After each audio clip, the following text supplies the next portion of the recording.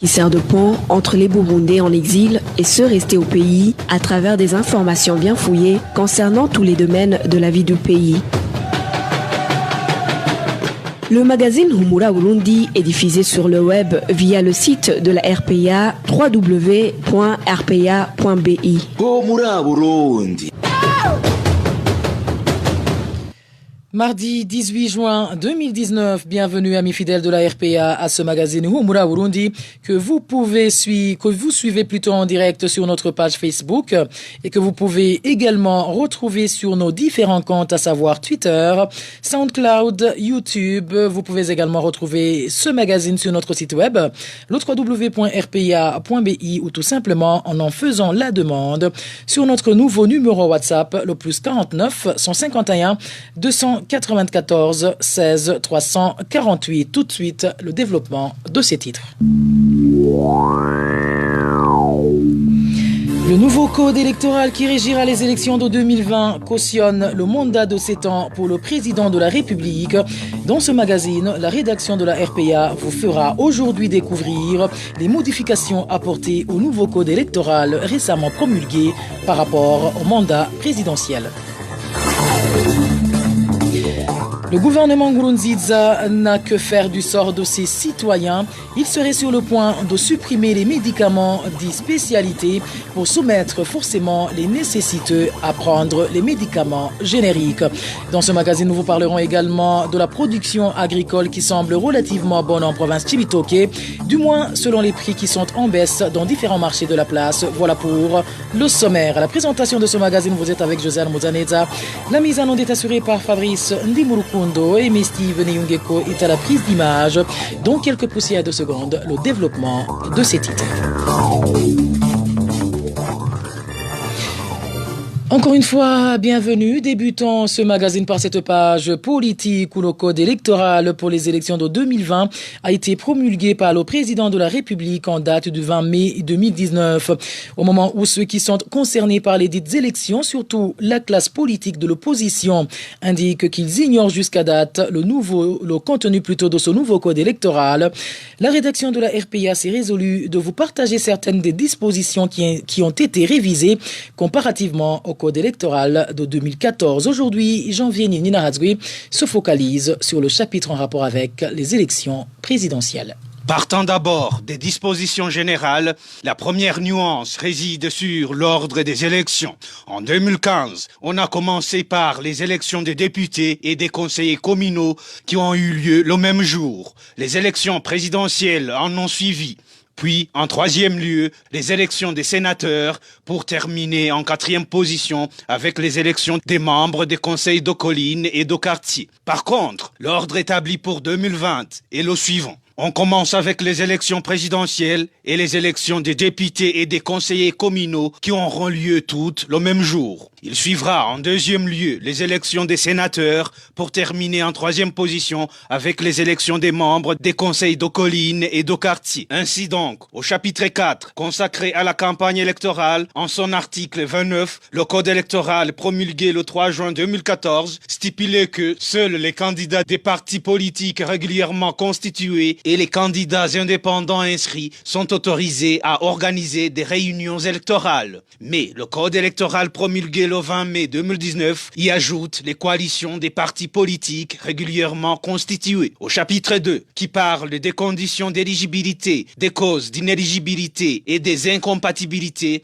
dans son article 94, pour être candidat aux fonctions de président de la République, les points B et C du code électoral de 2015 indiquent respectivement qu'il faut être de nationalité burundaise de naissance, puis être âgé de 35 ans révolus au moment de l'élection. Quant au nouveau code pour 2020, l'on précise qu'il faut jouir uniquement de nationalité burundaise d'origine et être âgé de 40 ans révolus au moment de l'élection. S'agissant des dispositions particulières aux élections présidentielles, au moment où l'article 89 du Code électoral de 2014 véhiculait un mandat présidentiel de 5 ans renouvelable une seule fois, celui de 2020 autorise plutôt un mandat de 7 ans renouvelable, mais cette fois-ci sans toutefois en préciser le nombre de fois. Quant à la caution exigée et déposée par le candidat sur le compte du Trésor public, elle est passée de 15 millions de francs burundais en 2015 à 30 millions de francs burundais en 2020. Janvier, Ninina Hadzgui en page politique, l'on parle également d'un nouveau-né sur l'échiquier politique burundais, le Front Populaire National, FPN, Imboneza en sigle. Ce parti est agréé en moins d'une année des échéances électorales de 2020 et il a pour devise la justice, le développement et la paix. Bonfils Nyongere nous en dit plus. Ce nouveau parti dénommé FPN Imboneza, le Front Populaire National a été agréé 10 juin 2019 à moins d'une année des échéances électorales de 2020. La prise d'acte d'agrément a été délivrée par le ministère de l'Intérieur et de la Formation patriotique jeudi dernier, le 13 juin 2019. Le président et représentant légal de ce parti est le nommé Billy Christophe Niongabo. Le secrétaire général et porte-parole de ce parti, Arkade Habiyambere, dit que sa formation politique apporte des renouveaux dans le paysage politique burundais. Nous allons combattre le chômage et surtout dans les milliers de jeunes. Une fois aux affaires, notre parti promet d'améliorer les relations diplomatiques du Burundi avec les autres pays. En politique, notre parti veut promouvoir la tolérance politique entre les membres de divers partis politiques. Alors qu'une opinion indique que le président de ce parti, FPN Imboneza, Christophe Billy Niongabo, serait un proche des renseignements de Pierre Nkurunziza, Arkade Habiyambere, son porte-parole, répond par la négative. Ni le part, il n'a pas de lien avec les renseignements. C'est un ancien du FNL. Ce sont des gens qui veulent ternir l'image de notre parti. Arkade Habiyambere demande également les rumeurs selon lesquelles son président vivrait actuellement à l'étranger. Il affirme que Christophe Billy Niongabo est en voyage au Kenya depuis dimanche dernier pour rencontrer les militants de la diaspora. Merci à toi, bon fils Nyongeri. Le président du Congrès national pour la liberté accuse les autorités administratives et la police de Nyabiraba d'avoir favorisé la destruction de la permanence du parti par le feu. Dans une interview accordée au groupe Iwachu ce lundi, Agathon Rwasa a déclaré que c'était la honte pour le pays. Suivi. Ça donne une mauvaise image. C'est honteux pour un pays censé être démocratique. Ça montre l'intolérance politique parce que les autorités ont été complices de ceux qui l'ont incendié. Parce qu'on dit qu'au niveau de la province et au niveau communal, les autorités avaient interdit notre permanence à Nyabiraba. Mais au niveau du ministère, on leur aurait dit, mais écoutez, le parti est reconnu par la loi. Comment pouvez-vous lui refuser l'installation de son bureau? Au cours de la semaine, ils ont tenté de brûler la permanence, mais certains policiers ont eu le courage de les disperser. Ils ont tiré en l'air. Nous avons ensuite été informés qu'ils planifiaient de revenir vendredi. Les membres ont partagé l'information ici et là. Même ceux qui sont venus garder la permanence, c'est le chef de la police à Nyabiraba qui leur a ordonné de rentrer chez eux. Comme vous le voyez, ils ont pris tout leur temps. Ils ont amené du bois, ils ont rassemblé tout le nécessaire et ils ont mis le feu sur la permanence. Ils ont également détruit les murs tranquillement. On parle souvent du quadripartite, des personnes qui font des patrouilles nocturnes pour la sécurité. Où étaient-elles? Comme la police avait déjà remarqué que nous avions des soupçons. Pourquoi ces policiers n'ont pas protégé la permanence après avoir chassé nos partisans? Ce qui est surprenant, il y avait une grande quantité de bois. On peut se demander combien de temps ça leur a pris pour déplacer ce bois. Les forces de sécurité étaient déjà en alerte. Où étaient-elles alors? Et qu'est-ce qu'ils ont fait pour éviter le pire? Agathon Rwasa a été repris en français par notre confrère Émile Nibasumba. Et pour rappel, la permanence du parti CNL dans la commune Nyabiraba de la province Bujumbura a été incendiée par les Imbonerakure dans la nuit du samedi 15 juin. Et toujours en parlant de cette persécution, la vie d'un enseignant de l'école fondamentale de Ruchunda en commune Lusaka serait en danger. Après avoir été séquestré par les jeunes Imbonerakure de cette localité, ce membre du corps enseignant de Ruchunda et en même temps membre du parti CNL n'ose plus se rendre à son travail de peur d'être assassiné. Le point avec Nadège Irakodze. Les informations en provenance de la commune Lusaka indiquent que cet enseignant de l'école fondamentale de Ruchunda, dénommé Salvatore Budigoma, est souvent victime d'agressions de la part des Imbonerakure. Dernièrement, ils l'ont tabassé dans la rue.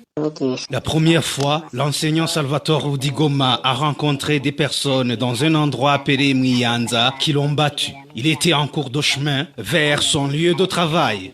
Il a reconnu les deux personnes qui sont des Imbonerakure, prénommées respectivement Gatabo et Telesphore. Selon toujours ces informations, Salvatore Budigoma a encore une fois été agressé mercredi dernier par des inconnus.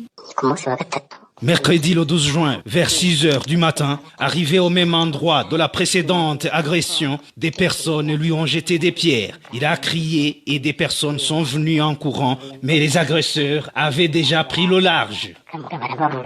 Salvatore Budigoma a informé les autorités compétentes, mais leurs réactions se font toujours attendre. Les membres du parti CNL dans cette localité évoquent un mobile politique derrière ce harcèlement.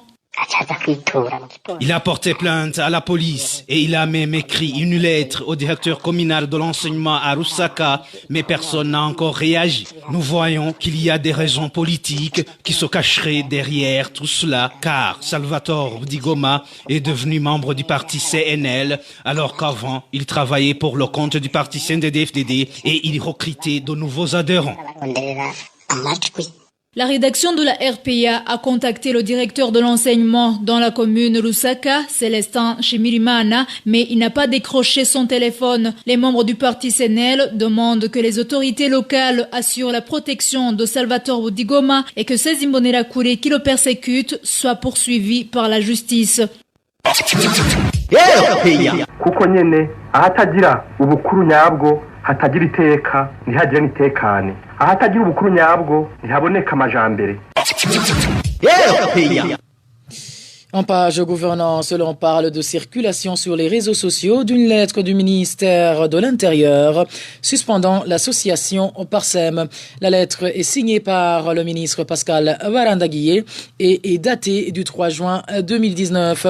Une mesure qui, jusqu'à présent, n'a pas encore été signifiée aux concernés, d'après les informations en provenance de la Parsem. Sous la dite ordonnance ministérielle en circulation depuis ce lundi est marquée entre autres comme motif de suspension que la Parsem s'active à ternir l'image du pays et de ses dirigeants dans le but de troubler la paix et l'ordre public. De la gouvernance, passons à la page santé où le gouvernement Nkurunziza serait en train de promouvoir la prescription des génériques auprès des patients au détriment des médicaments dits spécialités, un processus qui risque de mettre en péril la santé humaine au Burundi. À en croire les explications du gouvernement, les difficultés d'accès aux spécialités seraient derrière cette décision. Toutefois, les intervenants dans le domaine de la santé rejettent la version gouvernementale et pensent plutôt aux visées inavouées. Les détails avec Onésime Dushimagitse. En termes de médicaments, il y a un problème très sérieux de compréhension. La compréhension, c'est au niveau de la qualité des médicaments dans l'opinion des gens. Les médecins, les pharmaciens nous disent le médicament générique soigne de la même manière que la spécialité. C'est là où il y a un travail de titan d'expliquer. La voix est celle du ministre de la Solidarité nationale, Martin Nivyabandi. C'était lors d'une sortie médiatique au début de mai dernier. Même si les propos du ministre Nivyabandi n'expliquent pas tout, la mesure de promouvoir les médicaments de type générique aurait été décidée au départ au sein des décideurs du parti au pouvoir, soucieux d'investir dans le secteur pharmaceutique au Burundi.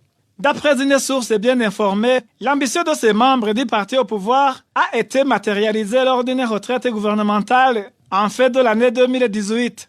C'est au cours de cette retraite que le régime en place a décidé la promotion des génériques. Déjà, des notes verbales auraient été adressées aux différents responsables des districts sanitaires afin que ces praticiens du secteur de la santé prescrivent désormais aux patients des médicaments de type générique. Néanmoins, ces professionnels estiment que la mesure est très dangereuse pour la santé publique. En plus de ces instructions des décideurs du parti, le gouvernement vient d'intimer l'ordre à la mutuelle de la fonction publique de faire passer toutes les commandes en médicaments à la centrale d'achat des médicaments essentiels du Burundi, Kamebu en sigle. D'après des informations en provenance de cette centrale, un appel d'offres de médicaments exclusivement génériques serait en cours.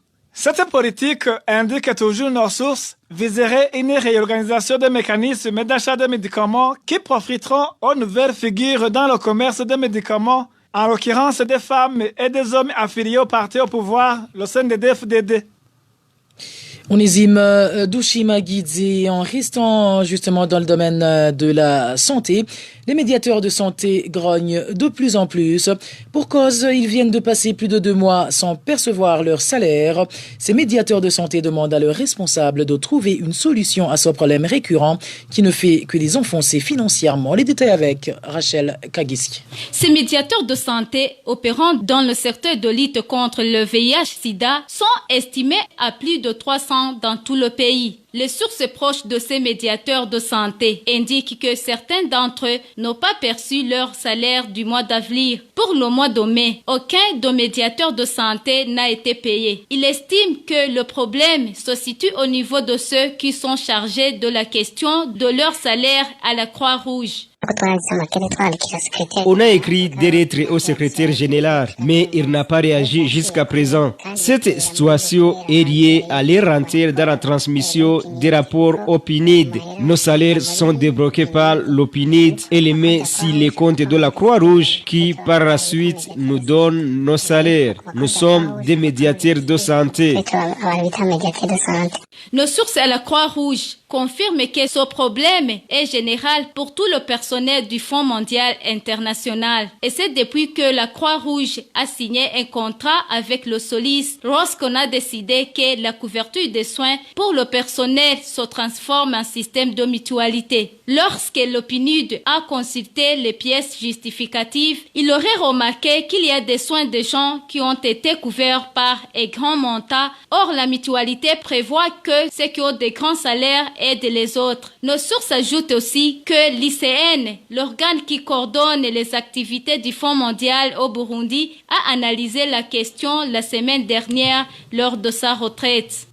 Rachel Kagis, qui est à ce propos, nos sources à la Croix-Rouge, nous ont indiqué que la question des salaires a été réglée et que ces salaires seraient désormais disponibles. Selon les mêmes sources, le problème qui reste à résoudre concerne la couverture des soins médicaux. Parlons à présent éducation, où les enseignants de l'école fondamentale de Rutovu en commune Makebuko de la province Gitega se plaignent du fait qu'ils n'ont plus accès à certains services faute d'attestation de service.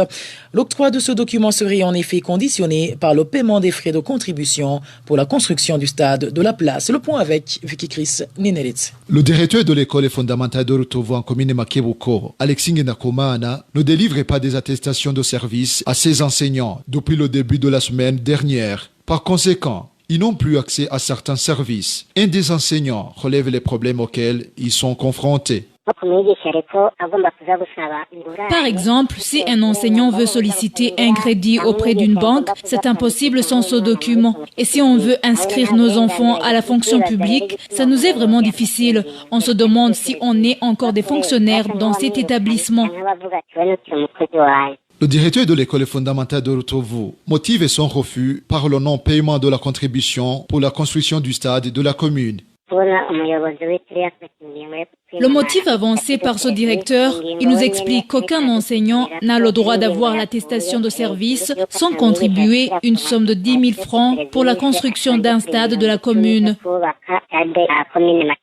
Pour ces enseignants, le directeur viole leurs droits. Nous trouvons que cette mesure va à l'encontre de la loi car nous avons droit à ces attestations.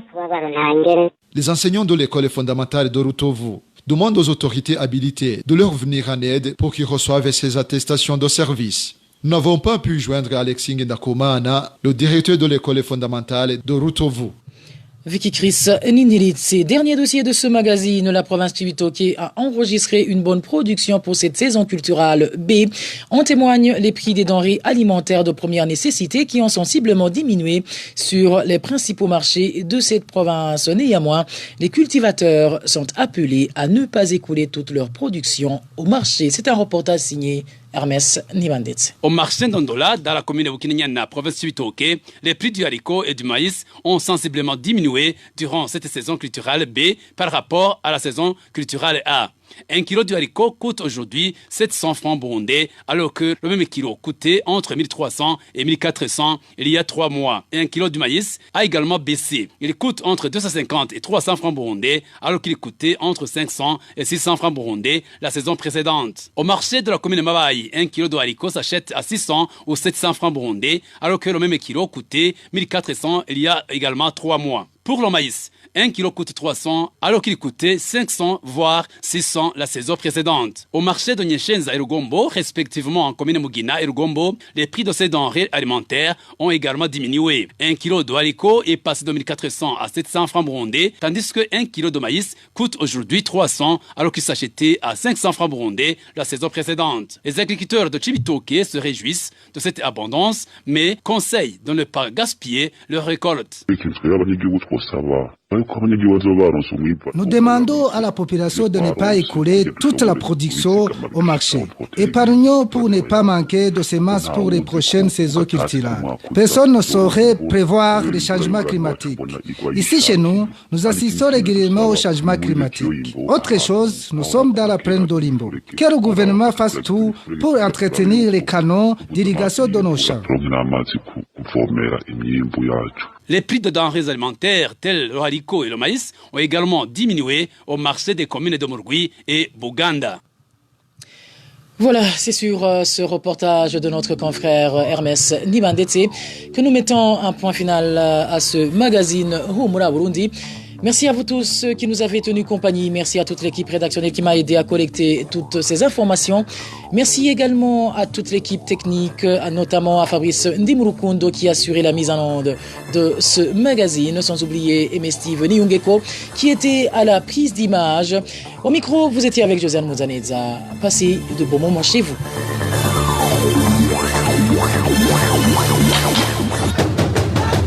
C'était le magazine Humura Burundi.